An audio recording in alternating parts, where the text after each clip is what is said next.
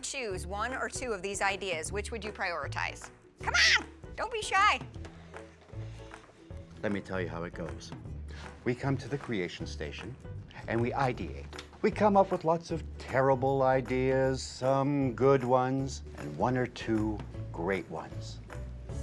Then Ray happens. Who's got the next great idea? Well, that was fun while it lasted. Whose is this? Mine. But there's... I'm not married to any of that. It's just a little impractical.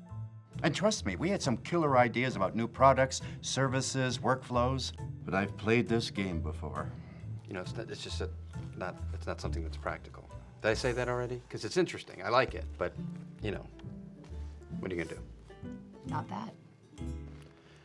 That's why I keep all of my ideas to myself.